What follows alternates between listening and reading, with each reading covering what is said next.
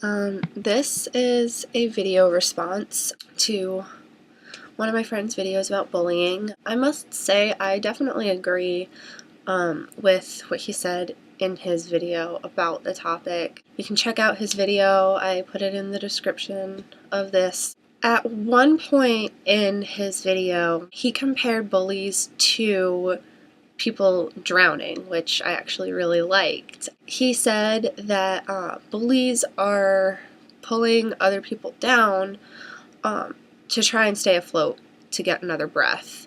It frustrates them when you're stronger than they are, but regardless, they're still pulling you down, so you can't really ignore them.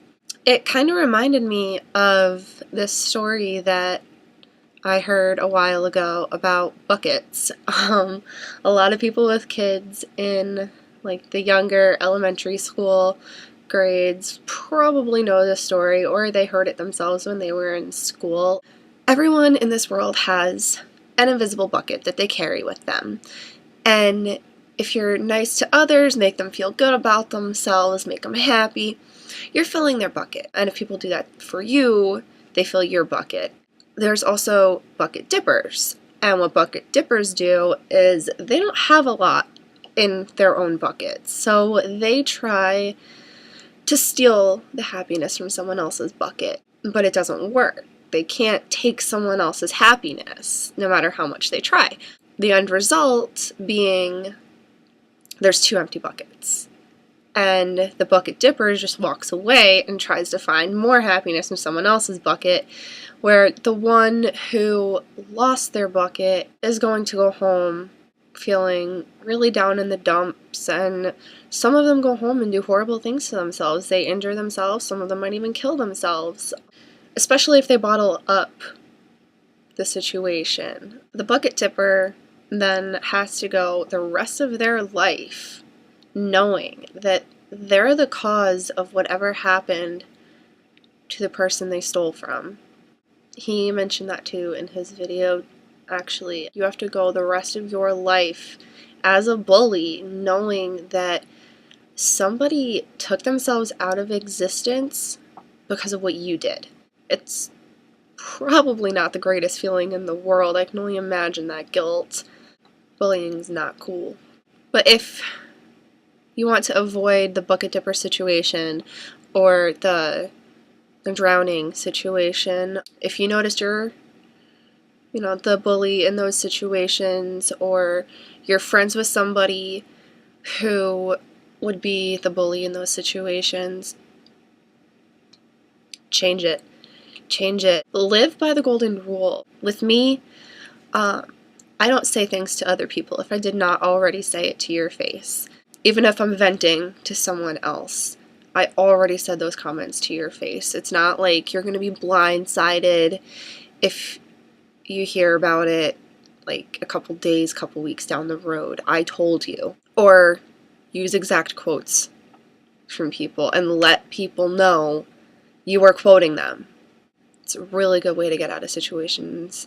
I definitely had to learn that because, a lot of people are victims of bullies. They're bullies without realizing it, or victims turn into bullies as a defense. And that's where I fell into the whole bully category. I was bullied when I was a kid. I grew up in New York. And then when I moved to a different state in 5th grade, I started kicking other kids in the shins. I didn't want to be hurt again. I didn't want to be abandoned. I just wanted to be left alone. So I didn't let people in. I talked about them, even though I didn't know them. Like, I burned so many bridges before they were even finished being built. Then, in 6th grade, I joined cheerleading. I only had 2 friends on the squad. Everyone else picked on me because of how I dressed, how I looked, my religion, my family.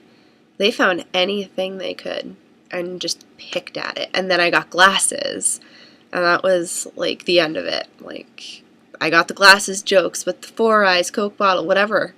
I got all those comments too.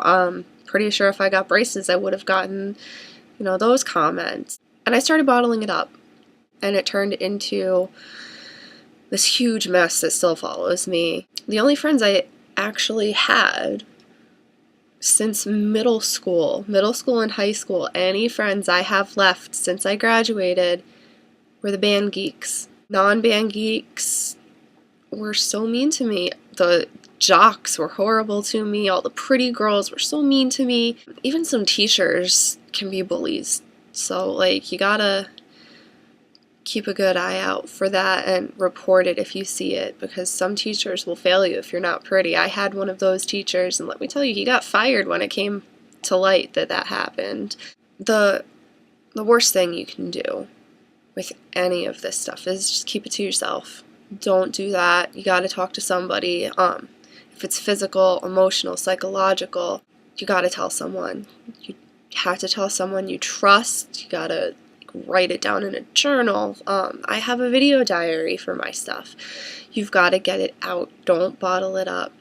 And stay away from people who make you feel crummy. I know it's easier said than done, but that's one of the reasons why I am actually a TSS worker. I work with kids with disabilities. I help them overcome their problems. I don't like calling them that. Other people see it as a problem. If they're being bullied for it, which most of them are, I teach them how to cope with it. I teach them how to open up to somebody else and talk about it, how to confide in someone, how to know the right and wrong responses, how to come out on top of the situation. It is possible. You just got to have somebody to brainstorm with. You got to have somebody you trust to help you with it. If you need someone to talk to about your problems, you have to actually talk. Don't just sit down and be like, yep, I got a problem. Well, what is it? I don't feel like talking about it. No. Talk. Nothing is going to be accomplished if you either don't reach out or you reach out and you keep your mouth shut. And I'll let you in on a secret. Those pretty kids in high school, middle school, when they graduate from high school, they're washing your car. They're asking, would you like fries with that, sir? They have kids before they even get to college, if they go to college. Might be ringing up your groceries or like mopping your old school's floors. And then where will you be? In a hospital, taking care of patients. In a school, teaching other children. The zoo, helping animals. You can be anywhere you want to be. You just have to keep your head up, because you've made it this far for a reason. And I mean, like Dave said in his video, if you need someone to talk to, I mean, he's here, I'm here. You've got people. You've got people all around you who care about you and love you and want to see you succeed. So don't listen to these bullies. That's all they are, is they're a bully. They're a bucket dipper. They are just drowning. And odds are they're going to be the ones saying, would you like fries with that, sir? I almost forgot to mention, if you know someone who's being bullied, even if you're not their friend, stick up for them. A perfect example for me would be, there was this girl on my bus and everybody picked on her. She had cancer and she was deaf. Her hair was really thin and she had a hearing aid. She also had braces, so they made fun of her for that. The entire bus would make fun of this girl, and I couldn't understand why. Out of 50 kids almost on a bus, full packed bus, I was the only one who stood up for her.